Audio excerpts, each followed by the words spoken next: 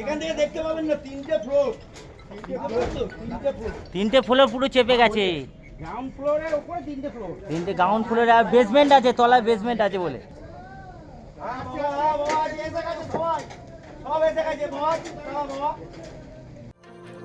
কংক্রিটের কাঠামোর নিচ থেকে কানে আসে শুধুই আর্তনাদ।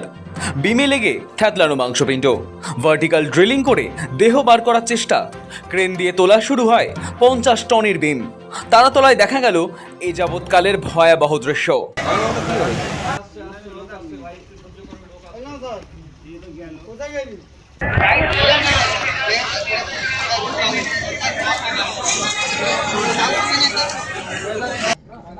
এখান থেকে দেখতে পাবেন না তিনটে ফ্লোর, তিনটে ফ্লোর পুরো চেপে গেছে। গ্রাউন্ড ফ্লোরের উপরে তিনটে ফ্লোর, তিনটে গ্রাউন্ড ফ্লোরে আর বেসমেন্ট আছে, তলায় বেসমেন্ট আছে বলে। বড় বড় লোহার বিমের নিচে চাপা পড়েছে দেহ। গুদামের ভেতর আটকে পড়েন বহু শ্রমিক। তারা সংখ্যায় কত তা এখনো স্পষ্ট নয়, তবে গুদামের লোহা এবং কংক্রিটের কাঠামোর নিচ থেকে এখনো মানুষের আর্তনাদ শোনা যাচ্ছে স্পষ্ট। উদ্ধার কাজে নামে সেনা, এনডিআরএফের টিম। দেহ খুঁজতে ময়দানে নামে ড্রোনও।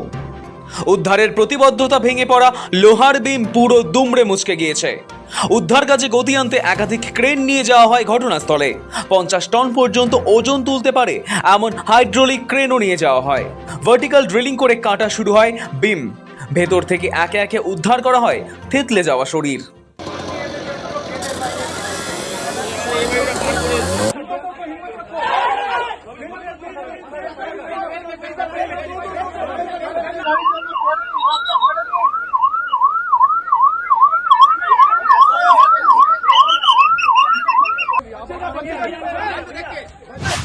প্রাথমিকভাবে মনে করা হচ্ছে গুদামটি প্রায় 20,000 বর্গফুট এলাকার ওপর ছিল। মূল কাঠামোটির ভেতর কোনো দেওয়াল বা আলাদা কক্ষ না থাকায় গোটা অংশটাই ভেঙে পড়ে। অতিরিক্ত ভার সামলাতে না পেরে লোহার বিমগুলিও জায়গায় জায়গায় বেঁকে গিয়েছে। প্রথমে ভেঙে পড়া কাঠামোর পেছন দিকে একটি জায়গা দিয়ে মাটি কেটে ভেতরে ঢোকার চেষ্টা করেছিলেন উদ্ধারকারীরা, কিন্তু সেই চেষ্টা সফল হয়নি। তারপর হাইড্রোলিক মই বেয়ে ওপরে উঠেও ভেতরে আটকে পড়া মানুষজনকে উদ্ধারের চেষ্টা করা হয়, কিন্তু ঢালাইয়ের মোটা স্তর এবং লোহার বিম ভেদ করতে গিয়ে বেগ পেতে হয়। তবে কিছু অংশ ছিদ্র করে ভেতরে হাওয়া চলাচলের বন্দোবস্ত করা হয়। ভেতরে আটকদের চিহ্নিত করতেও কিছুটা সুবিধা হয়।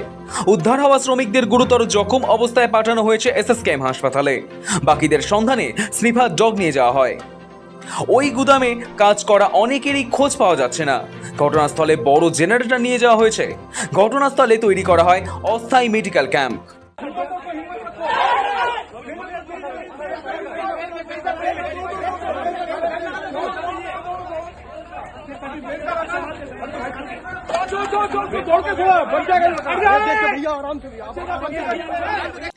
এই ভয়াবহ বিপর্যয়ের খবর পেয়ে ঘটনাস্থলে পৌঁছন রাজ্যের মন্ত্রী অগ্নিমিত্রা পাল, ইন্দ্রনীল খা, কলকাতা পুরসভার পুর commissioner Smita Pandey, Kolkata police commissioner Ajay Nanda, পুলিশের ডিসি সহ একাধিক উচ্চপদস্থ আধিকারিক ঘটনাস্থলে পৌঁছয়।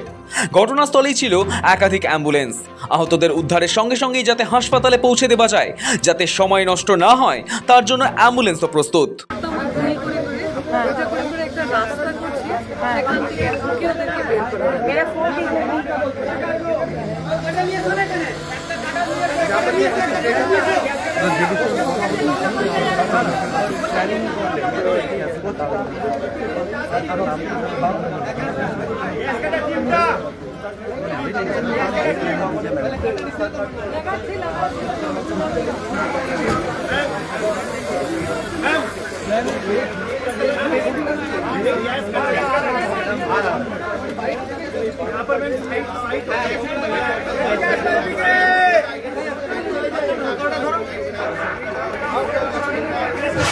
জমির মালিকানা রয়েছে বন্দর কর্তৃপক্ষের।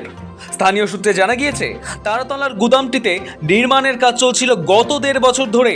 প্রাথমিকভাবে জানা গিয়েছে এটি বন্দর কর্তৃপক্ষের জমি, তা একটি চা সংস্থাকে লিজে দেওয়া হয়েছিল।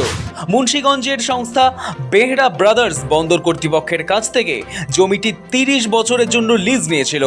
তারা অয়ন ট্রেডার্স নামে আর একটি সংস্থাকে গুদামটি তৈরির বরাত দেয়। তারাই গত 1.5 বছর ধরে গুদামে নির্মাণ কাজ চালাচ্ছিল। গুদামের কয়েকতলা উঁচু ছাদ বুধবার বেলার দিকে হুড়মুড়িয়ে ভেঙে পড়ে। অনেক শ্রমিক সেখানে কর্মরত ছিলেন। সূত্র বলছে, লোহার কাঠামোর ওপর কংক্রিটের স্তর চাপানো হয়েছিল। স্থানীয়রা জানাচ্ছেন, সকাল থেকেই কাঠামোটি নড়ছিল। তা পরখ করতে গিয়েছিলেন কয়েকজন শ্রমিক। তখনই আচমকা ছাদ ধসে পড়ে। নিচে সকলে চাপা পড়ে যান। নির্মাণে কোনো গলদ ছিল কিনা প্রশ্ন উঠছে। গুদাম ভেঙে পড়ার খবর পেয়ে ঘটনাস্থলে পৌঁছে যান রাজ্যের মন্ত্রী অগ্নিমিত্রা পাল, ইন্দ্রনীল খা। ঘটনাস্থলে পৌঁছন পুরসভা, পুলিশ, দমকলের উচ্চপদস্থ আধিকারিকরা। যুদ্ধকালীন তৎপরতায় চলতে থাকে উদ্ধার কাজ। শফিক সান্যালের রিপোর্ট, সময় কলকাতা।